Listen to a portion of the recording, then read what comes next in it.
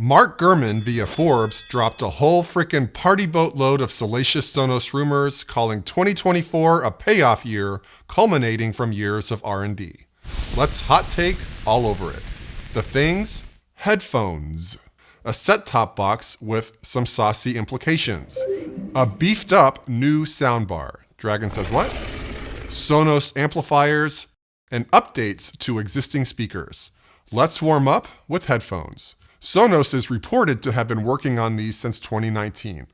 The over-ear white or black form factor is codenamed Duke and is engineered to compete with the AirPods Max and flagship offerings from Bose and Sony, with an expected price between $400 and $500. In addition, Sonos is supposedly going smaller than ever, with earbuds to compete with chiefly the Apple AirPods Pro.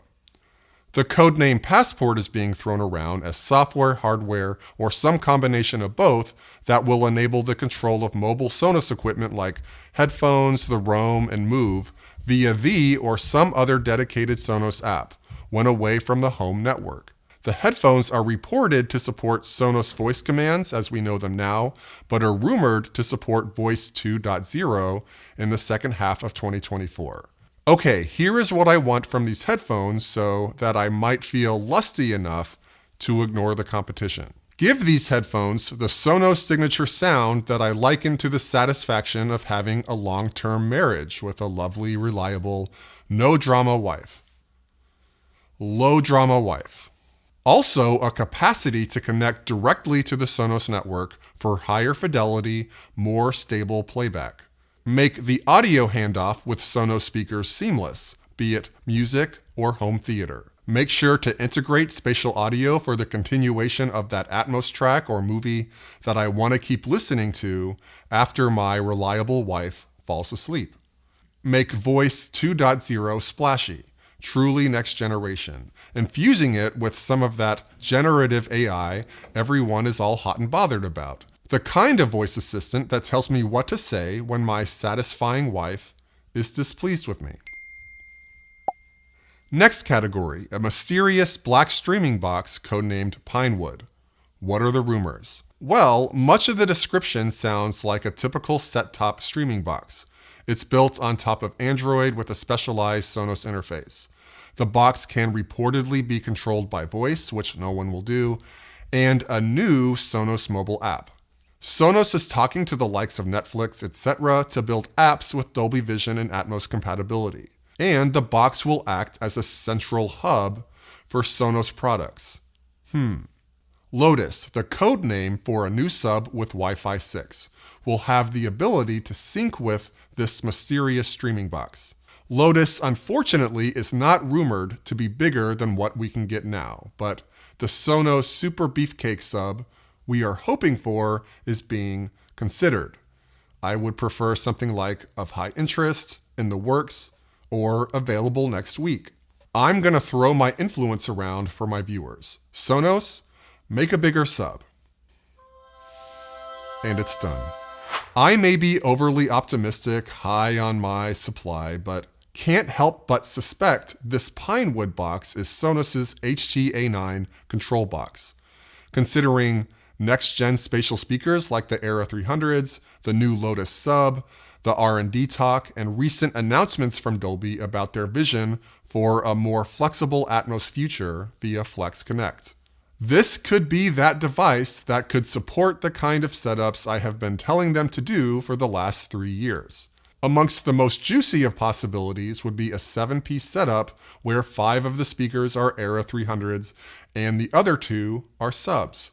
This Pinewood box sounds like the hardware that will get video audio to speakers without necessitating a soundbar. Speaking of soundbars, and probably of greatest interest to my crowd, Lasso. A new soundbar expected in 2024 that will either replace or sit a tier above the Sonos Arc. Forbes, exhausting their audio adjective fancy words, says it will have better bass and improved audio quality. One would hope.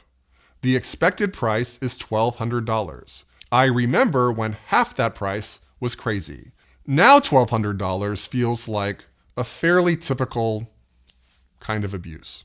Also, just saying, this new soundbar rumor should be a very chunky speed bump between your hand and the Arc purchase button. My guess is that this lasso bar is going to bring more of that full-throated cinematic expression. You know, lifestyle and convenience with enthusiast-level audio. I'm also looking forward to experiencing how Lasso will bring back traditional hierarchy to the soundbar plus 300s plus sub setup, where the 300s kind of outclass the Arc. I'm hoping with Lasso we will get a more sophisticated coordination between bar and 300s, and even the activation of the Era 300's forward-facing tweeter that is criminally muted when paired with the Arc. And look out! Another new codename diving in, Premier. This is a new high-end amplifier between $3,000 and $4,000 meant for professional home theater installations.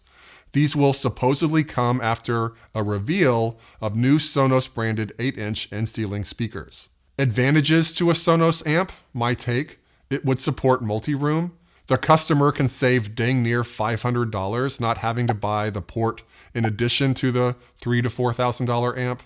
It will make listening to Sonos-sourced music through your traditional home theater more seamless.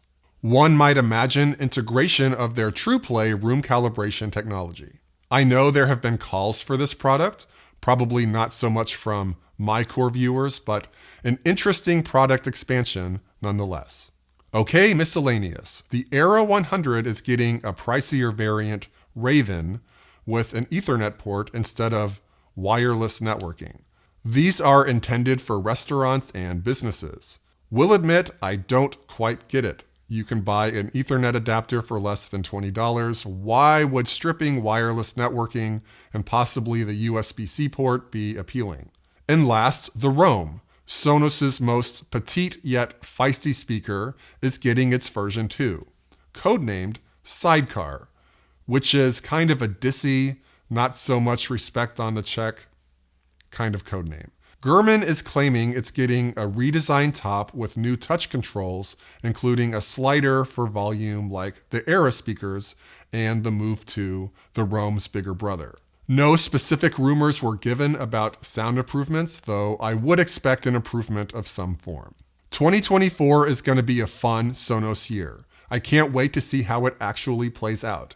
As you might expect, I will be reviewing the bulk of it, whatever we end up getting, on this channel. Thanks for watching. Consider helping me meet my super stretchy 24,000 subs by 2024 goal because it sounds cool.